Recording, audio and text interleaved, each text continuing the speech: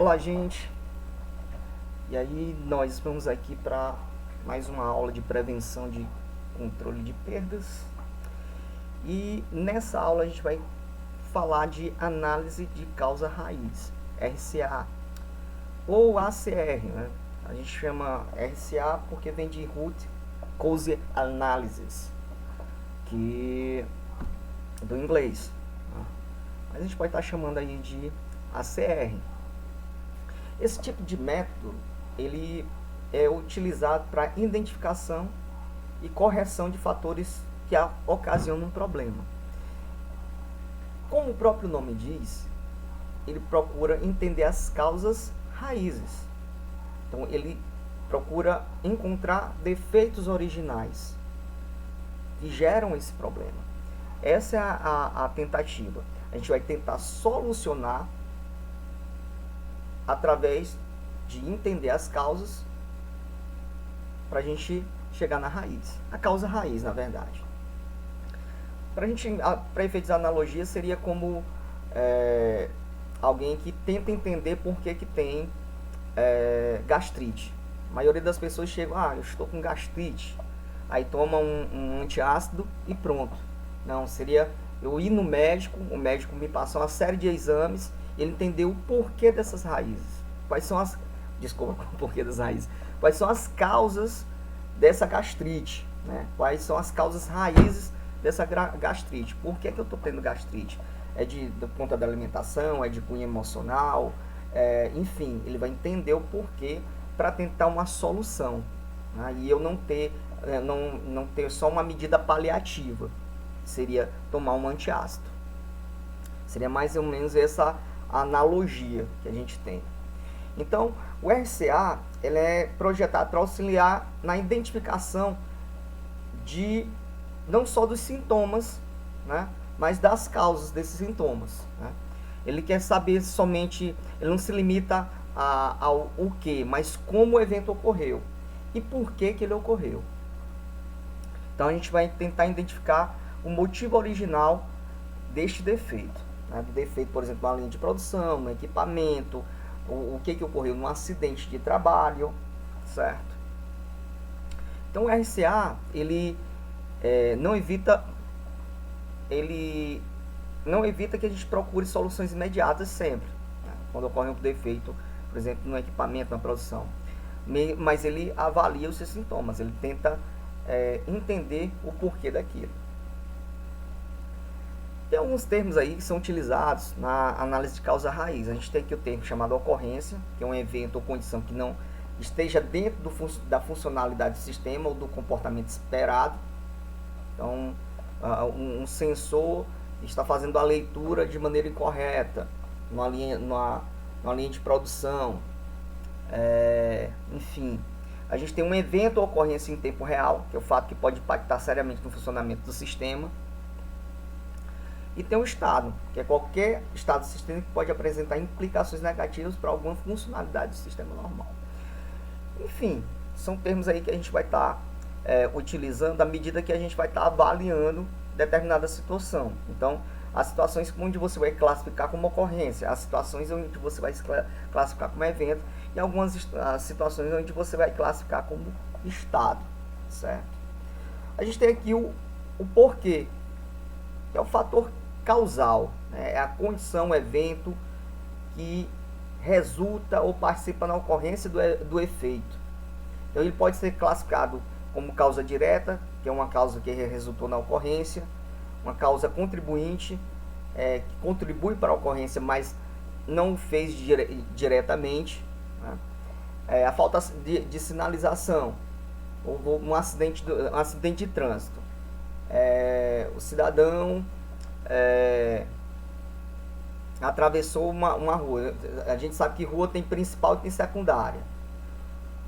O cidadão atravessou uma rua em alta velocidade e bateu em outro. Ora, um efeito direto que a gente pode dizer assim foi a falta de cuidado ao atravessar a avenida, vamos supor. Um efeito indireto poderia ser a falta de sinalização, de indicação de que é a rua principal, enfim. E eu tenho uma causa raiz, né? Que uma vez corrigida, a gente vai impedir que outros efeitos ocorram. Né? Nós temos aí o que chamamos de cadeia de fatores causais, que seria uma sequência de eventos, de fatores que contribuem para que aquilo ocorra, levando em consideração que acidentes do trabalho, eles nunca têm uma única causa, então muitas vezes é um efeito em cadeia que ocorre, e a gente tem que entender esse efeito em cadeia, entender as condições que contribuíram para aquele evento viesse a ocorrer.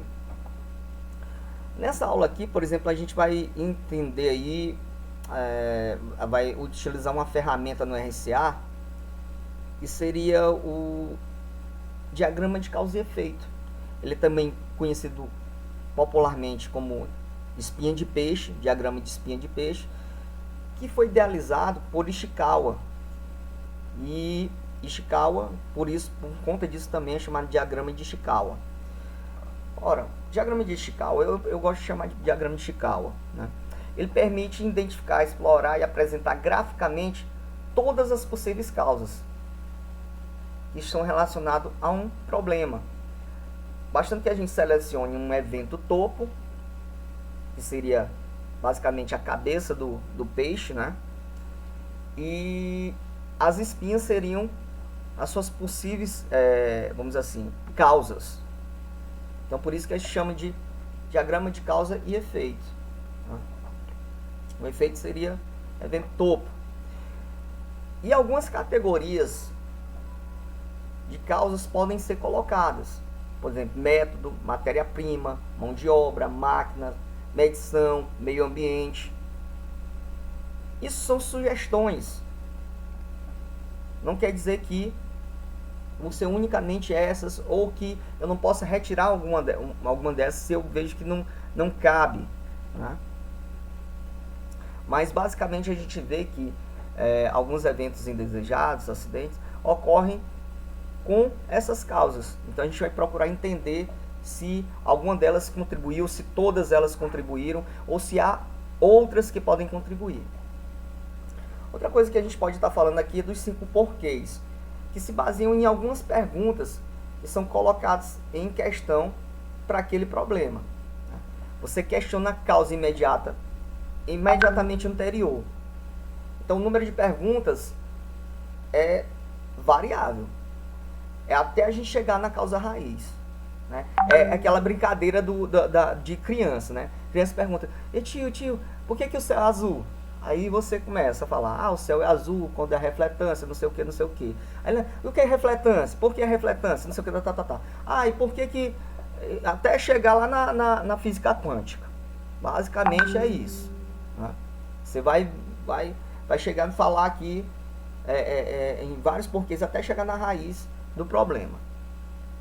Então a reunião da análise causal. Também a gente vai utilizar uma ferramenta que a gente já conhece, que eu falei aí em outras aulas, que é o brainstorming, que busca procurar causas do problema. As pessoas vão falar aleatoriamente e você vai deixar com que elas digam, e após isso a gente vai tentar selecionar as que reúnem realmente soluções para aquilo, ou que seriam as causas mais prováveis. Né? No caso, num diagrama de causa e efeito, a gente vai tentar entender as causas mais prováveis. Que eu posso falar uma causa que não tem nada a ver e a gente vai estar discutindo, mas a gente deixa as pessoas à vontade. O interessante sempre do brainstorming é você não desconsiderar nenhuma opinião.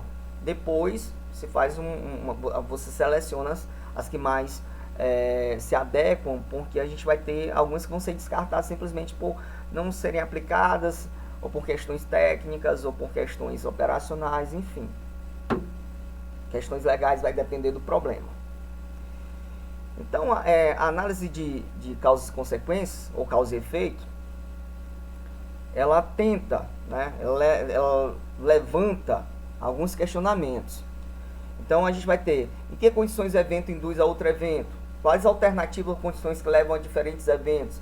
Que outros componentes o evento afeta? Ele afeta mais de um componente? Quais os outros eventos que este evento causa? Então são perguntas que a gente pode estar utilizando para entender as causas. E aqui a gente tem um diagrama de causa e efeito, né? A gente tem um problema na cabeça do peixe e na espinha do peixe, né? A gente vai ter aqui as possíveis causas: meio ambiente, método, material, medida, mão de obra, máquina. Eu poderia colocar aqui procedimento, fator pessoal de segurança. Então, vai depender da minha análise. Esse peixe pode ter outras espinhas, né? Certo? E eu posso, dentro desse diagrama, a gente vai apresentar alguns pontos que seriam fortes aí para a gente utilizar, né, em termos de análise, né? Ele é uma ferramenta que ele tem um levantamento direcionado, né? É uma ferramenta de comunicação fácil, né? Uma vez que apresentado, que eu chego à conclusão dela, que eu chego às causas, eu posso também chegar às soluções apresentando o diagrama de Ishikawa, né, como solução. Uma vez também que eu enfrento as causas, que eu entendo o problema, vejo as suas causas, eu posso aí também estar colocando as soluções, né? Então ele estabelece uma relação entre o efeito e as causas, ele possibilita o detalhamento das causas. Então a gente tem essa possibilidade. Para a gente aplicar realmente o diagrama de Ishikawa, a gente tem que entender o problema a ser estudado, o problema que a gente quer de repente evitar, né? E deve conhecer e entender o processo, entender quais são os procedimentos, documentação, falar com as pessoas, né? A gente tem que reunir esses grupos, como falei anteriormente, para a gente incentivar as pessoas a darem a sua opinião sobre aquele evento, ocorrência ou estado.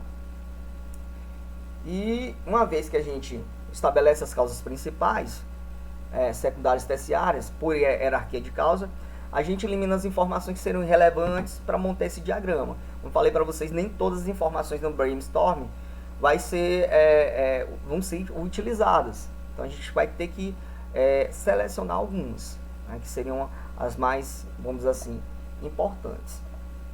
Aqui a gente tem, por exemplo, uma forma qualitativa, seria o método, efeito método, mão de obra, desinteresse, existe uma correlação entre a máquina e mau ajustamento, má informação, mau ajustamento, falta de manutenção na máquina, ferramentas deficientes. Aqui seriam as causas do efeito aqui, desse diagrama de Ishikawa. O efeito está relacionado com o caso, a relação a qual se decidiu pesquisar aquela causa, né? Efeitos claros, né? Então, a gente tem aqui, pode ser qualitativamente, uma vez que a gente pode ter a probabilidade de falhas, certo? Uma vez que a gente tem a probabilidade de falhas, qual é a probabilidade de falha no material? É de tantos por cento. Da falha da ocorrência de um determinado equipamento ocorrer em determinado tempo de produção, de quanto em quantas horas ele falha. Isso aí é o que a gente pode chamar de avaliação probabilística, né? A gente pode estar utilizando aí também, e óbvio, utilizando as técnicas de probabilidade, os conectivos e ou, para estar multiplicando ou somando probabilidades. E consequentemente a gente pode estar utilizando aí também diagramas de árvore, de falha, para nos auxiliar nesse sentido, uma vez que a gente pode estar utilizando lógica booleana, a lógica digital para estar, vamos dizer assim, analisando melhor, sendo complementar para essa técnica. O método dos 5 porquês, 5W, a gente vai tentar fazer perguntas, né, até chegar à causa raiz. A gente fala de 5 porquês, mas infelizmente assim, não é só 5 porquês, a gente pode utilizar mais porquês, tanto que a gente chega nessa causa raiz. Então, tipo, por que os materiais foram entregues errados? Aí eu tenho uma solução aqui. Por que confundiu os cursos? Se ele não conhece trabalho ainda, por que ele está fazendo o trabalho? Mas já aconteceu antes? Então são perguntas. Por quê? E aí eu vou chegando na causa raiz, tá certo? E a gente vai utilizando os diagramas de árvore, que eu já falei para vocês aí, do árvore de falhas, árvore de causas, enfim, árvore de eventos. Então, não tem mais porque a gente está trabalhando nisso. Então, a gente termina aí a nossa aula e nossa sequência de aulas falando aí das análises de risco. A gente fazendo um levantamento aí, que seriam as principais que são utilizadas tanto para prevenção como avaliação de acidentes do trabalho.